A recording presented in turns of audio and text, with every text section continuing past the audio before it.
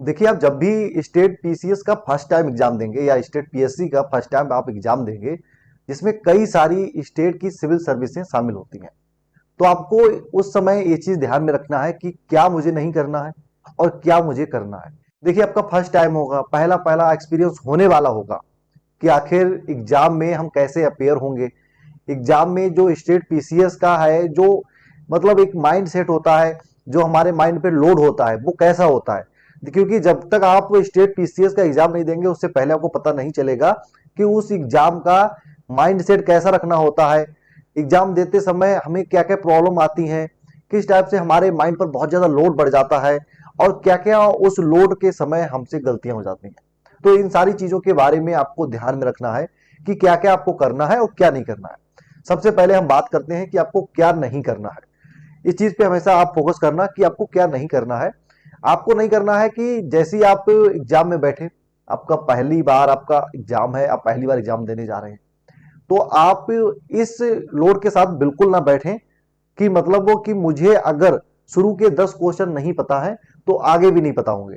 देखिए, सीरीज के हिसाब से किसी कैंडिडेट को अलग क्वेश्चन मिल जाते हैं स्टार्टिंग के, और किसी कैंडिडेट को अलग क्वेश्चन मिल जाते हैं। तो यहां पर आपको इस चीज का ख्याल रखना है कि अगर आपकी सीरीज में जो पहले क्वेश्चन है वो ऐसे आए हैं जो आपको उनका आंसर नहीं पता है, तो आपको ऐसा डरना नहीं है कि अरे ये क्या आ गया है, ये तो हमने कभी पढ़ा ही नहीं है, लगता है इस बार हम पीसीएस नहीं निकाल पाएंगे। और इसी लोड के साथ पेपर को पलट दिए, मतलब पेज को पलट दिए।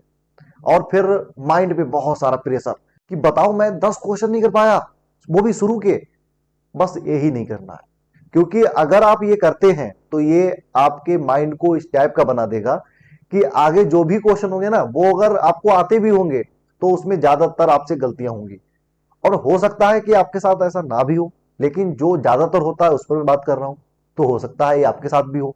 तो इसलिए आपको ऐसा नहीं करना है कि स्टार्टिंग से ही आपको इतना लोड नहीं लेके चलना है कि यार कि 10 क्वेश्चन नहीं किए हैं तो मुझे आने वाले आगे क्वेश्चन भी शायद नहीं पता होंगे, या इस बार लगता है मेरा एग्जाम नहीं निकलेगा, मैं पीसीएस ऑफिसर नहीं बन पाऊंगा। ऐसा करते हैं तो अगर बनने वाले भी होंगे ना, तब भी आप नहीं बन पाएंगे, क्योंकि आपके माइंड पर लोड ज्यादा पड़ चुका होगा। और आप फिर क्या करेंगे, गलतियां करेंगे। ऐसा नहीं है किसी का आंसर भूल जाएंगे, नहीं, आंसर याद रहेगा आपको। जैसे ही आप आंसर टिक करेंगे ओएमआर सीट पर, वहां पर आपको चुनना होगा ए, आप सिलेक्ट कर देंगे बी। बस यही गलती होगी। बस इसी चीज को आपको ध्यान में रखना है कि आपको लोड नहीं लेना है। अगर शुरू के 10 क्वेश्चन नहीं आ रहे हैं, कोई बात नहीं, 100 में से 90 क्वेश्चन अभी बाकी हैं। 90 में से आप करो अच्छा, हो सकता है कि आगे आने वाले क्वेश्चन अच्छे हो। चलिए कोई नहीं, शुरू के 10 नहीं आ रहे, 20 भी नहीं आ रहे, 80 क्वेश्चन है। और किसी भी स्टेट पीसीएस के एग्जाम में या पीएससी के एग्जाम में 80% से भी ऊपर मार्क्स लाना होता हो, ऐसा तो नहीं है। अभी तक तो ऐसा नहीं देखा गया है। 80% के अंदर ही मार्क्स पर कट ऑफ लगती है, चाहे वह जनरल कैटेगरी की ही क्यों ना हो। अगर आपको शुरू के 20 क्वेश्चन नहीं आने तब भी कोई प्रॉब्लम नहीं है, पूरी एनर्जी के साथ पेज को पलटिए और आगे सॉल्व कीजिए बाकायदे अच्छे तरीके से, ऐसे कि ये अच्छी क्वेश्चन मुझे सॉल्व करने हैं और ये मुझे आते हैं। इसके बाद हम दूसरी बात करेंगे कि आपको क्या नहीं करनी।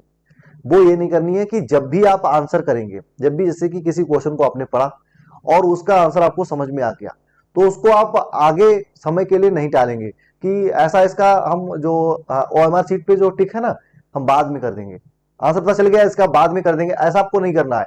उसका आंसर आपको हैंड टू हैंड लगाना है। क्योंकि अगर आप ऐसा करेंगे कि यार इसका हम बाद में कर देंगे, इसका बाद में कर देंगे, तो आप यकीन मानना कि लास्ट टाइम में आपका समय बेकार चला जाएगा और कुछ क्वेश्चन आप भूल भी जाएंगे जिनका आंसर आपको पता होगा, आपने सिलेक्ट भी कर लिया होगा, लेकिन बस टिक नहीं किया होगा। तो इसलिए जो क्वेश्चन पढ़ो जिसका आंसर समझ में आ जाए तुरंत टिक करो। बस इसी चीज को कभी नहीं करना है कि आगे उसको टालना नहीं है, तुरंत उसको आपको टिक करना है।